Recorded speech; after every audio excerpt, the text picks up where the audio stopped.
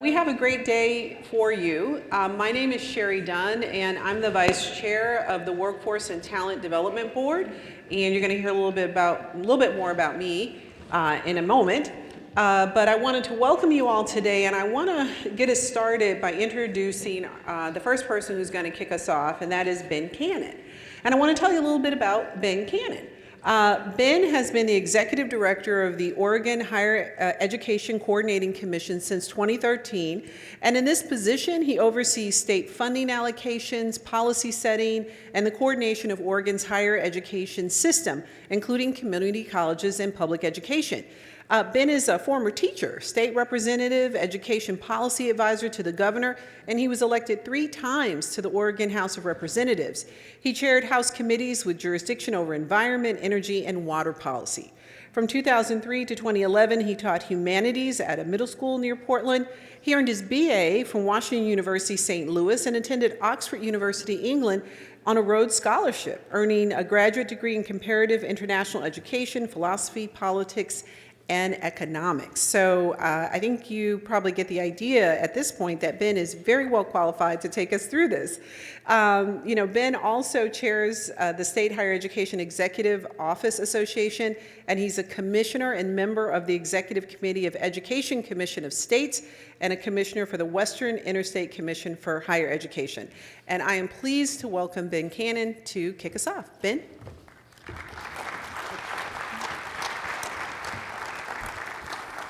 All right, that was a very elaborate introduction for my sort of introductory remarks to help us get started this morning. Well, welcome to the 2022 Oregon Talent Summit. Really, thanks for being here. Thanks for being in person. How many people, raise your hand if this is the first big in-person event you've done? Anybody for whom this is? Yeah, a bunch of folks. Well, I guess just sort of look around and make eye contact with a stranger, not moderated by a screen. I think celebrate this moment that we're having. Just one word on protocol. So obviously this is a mask optional event. I do hope though that folks will be comfortable in putting on a mask. I mean, people are kind of creatures of the crowd, and you walk in a room and it may feel funny to be the only one who wears a mask. But actually, even post-pandemic, if we're ever really post-pandemic, I hope we'll get more comfortable with these things, because I don't want to go back to work, with sniffles and unmasked. I just think it would be good practice for us to do a little bit better with that. So please do feel comfortable with that. So this year's Talent Summit, it's really exciting. We get to celebrate a remarkable moment in the history of the state as we come together in 2022 to launch an unprecedented investment in education, workforce, and training-related programs and strategies that is called Future Ready Oregon. And as we launch it this year with this summit, we do so with an intentional focus on reaching communities that have been too often left behind in our education and workforce efforts. I remember standing here 2 years ago, a little over 2 years ago, at the 2020 Talent Summit, just days before we were thrust into the pandemic world. This was the last big event that I attended in March 2020. And that day, we spent much of our time learning about and strategizing for the future of work. We're hearing about how artificial intelligence and automation would change the way that people work. And at that point, of course, March 11th maybe of 2020, we didn't know what the new virus would mean or bring. I don't think we imagined that by the end of April 2020, just 6 weeks after that event, Oregon would have lost nearly 1 of 7 jobs, and our unemployment rate would have spiked from its record low pre-pandemic to a record high. What we probably could have anticipated, because it happens in every recession, is that the economic impacts of the pandemic would disproportionately hit our marginalized communities, in particular BIPOC communities, low-wage earners, and women. Yet, in spite of the enormous job losses and skyrocketing unemployment rates seen during the pandemic recession, our economy has rebounded extraordinarily quickly and extraordinarily well. Our unemployment rate has reached its nearly record low pre-pandemic level. And instead of huge job losses, Oregon employers are facing more than 100,000 job vacancies today. The contributors to the misalignment between our employer needs and the labor market existed pre-pandemic, but have been exacerbated today. They include an aging workforce and a lack of skilled and experienced applicants. I'm really proud of the fact that the way that Oregon's colleges and universities and job training programs, Workforce Oregon centers rapidly adapted how they provided training and education during the pandemic to continue programs and services primarily remotely while keeping their communities safe. And I'm so happy that those institutions are now welcoming back students to campuses and to training centers, to job placement centers, and are doing so safely and well. Still, in spite of the strong recovery, the remarkable economic growth in Oregon, too many communities are being left behind.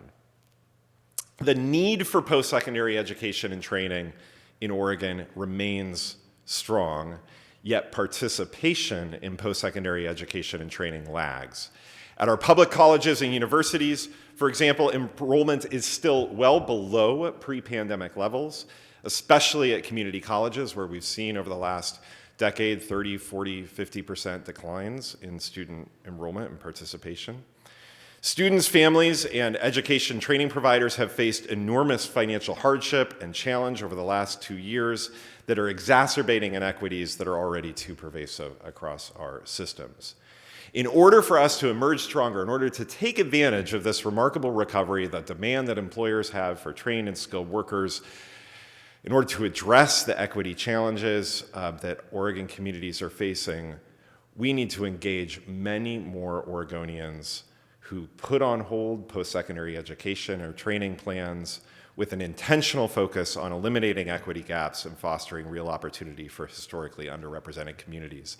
And that's why it is just so remarkable. It is so cool, and frankly was so surprising when Governor Brown, with leadership and support from her Racial Justice Council, a workforce work group of that Racial Justice Council comprised of community-based and culturally specific organizations representing business and industry, education and training, workforce development and labor, so amazing when they developed a proposal for major new state investment in workforce education, and the legislature in February and March of this year passed that proposal into law with $200 million of new state funding to be deployed by the HECC, by our partners at the Bureau of Labor and Industries, and by the Youth Development Division to support closing equity gaps in education and workforce training and contributing to a more just and prosperous Oregon. And this was really an extraordinary accomplishment. We have a great day in store for you ahead. We'll be, in effect, launching the Future Ready Oregon implementation efforts, telling you more about what they contain and what they mean, engaging you and getting your input and involvement in this effort. My hope is that you each leave here today with a better understanding of Future Ready Oregon, that you've had some opportunity through interactive components today, this afternoon, to engage with the exciting work that's ahead of us, and that you have clarity about what your own next steps, what this may mean for you, for your employer, for your community-based organization, for your government agency, for your college or university, what this may mean for you and how to take this back to your work. In closing, I just want to say that on behalf of the Higher Education Coordinating Commission, the Racial Justice Council and its Workforce Work Group, the HECC's Office of Workforce Investments, our key partners at the Bureau of Labor and Industries Apprenticeship and Training Division, the Oregon Department of Education's and the Youth Development Division, our local workforce boards and the Workforce and Talent Development Board, and others, we really look forward to learning and working with you over the course of the day. Thanks for being here and for your participation. And with that, yes. That's a taste of what's to come. But for more, it's my pleasure now to introduce Ann Mersereau, the Vice President for Human Resources, Diversity, Equity, and Inclusion at Portland General Electric and Chair of Oregon's Workforce Talent and Development Board. Ann leads PGE's efforts to develop, attract, and retain a diverse, inclusive, and engaged workforce. She joined the company in 2009 and became Vice President in 2016. Ann has spent more than 25 years in human resource with human resource experience in the utility, insurance, and hospitality industries. Before joining PGE, she held leadership positions with organizations such as Hilton Hotels and Marsh USA. An active member of the community with a passion for education and workforce development, in 2017, Ann was appointed by Governor Brown to the Oregon Workforce Talent Development Board, where she is now chair. She is also a member of the Partners in Diversity Leadership Council. Her bachelor's degree is in business administration with an emphasis in management and human resources from Washington State University. What better person to help us launch Future Ready Oregon and help lead us through today than Oregon's the chair of Oregon's Workforce Talent Development Board, Ann Mersereau. Ann.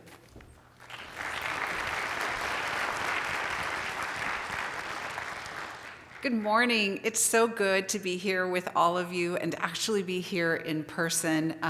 2 years ago feels like a long time ago for all of us to be together to talk about these very important issues. However, we have much to celebrate today with Future Ready Oregon and all the promise that it holds. The legislation really represents an important investment in our future workforce, something that I hold near and dear to my heart as the people leader at Portland General. Shameless plug, we're hiring, great jobs, strong employee value proposition. This bill will create the necessary pathways needed for all Oregonians to have the skills, the education, and the training needed to enter into emerging careers across our state in response to our changing economy. I'm also happy to report that the Workforce and Talent Development Board has grown in size, in scope, and reach over the last few years. Our 2020-2022 one-page strategic plan, I said one-page strategic plan so you can read it and actually consume it, calls out a vision of equitable prosperity for all Oregonians. This will be fed by our mission to advance Oregon through meaningful work, training, and education. I also want to call out the important alignment and interconnectivity with our work with the Higher Education Coordinating Commission, or the HECC. Pulling through from the HECC's strategic framework, it envisions a future in which all Oregonians, and especially those whom our systems have underserved and marginalized, benefit from the transformational of high-quality post-secondary education and training. This helps Oregonians to reach their highest potential, build trajectories to family wage jobs, foster inclusion, and break patterns of intergenerational poverty. It's a future where interdisciplinary education, pre-apprenticeship, trades, and training for a resilient economy by everyone participating and anticipating workforce needs and fostering innovation, research, and knowledge. It's inspiring to see so many of our strategies come together and be reflected in Future Ready Oregon. This is a result, as Ben mentioned earlier, of the relationships and partnerships that have grown over the last few years through the Oregon Business Council, the Workforce Talent Development Board, the Equitable Prosperity Task Force, the Racial Justice Council and its Workforce Work Group, and many others. At Portland General Electric, we believe the transition to the clean energy future must be equitable and inclusive. Future Ready Oregon will help remove barriers for underrepresented communities, looking to enter our workforce and provide living wage jobs and build a workforce of skilled talent workers to create and ensure a vibrant Oregon. From an employer's perspective, we know that the shifts to our workforce will continue as the needs of employers and employees evolve in a post-pandemic world.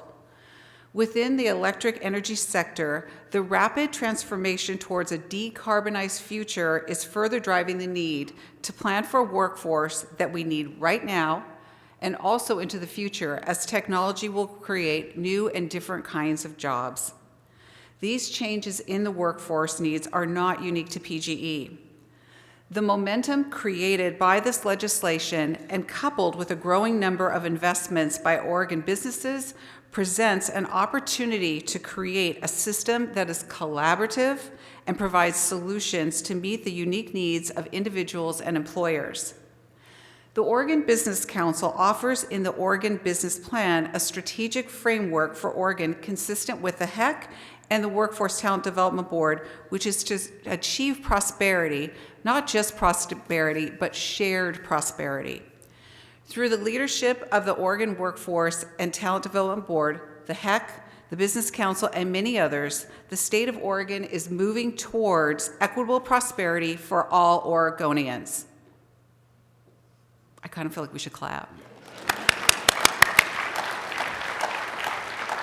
This is only possible, however, because we certainly have not arrived. We are only at the beginning of this journey. Through a deeper, more meaningful partnership with businesses and industries, the alignment right now is incredible.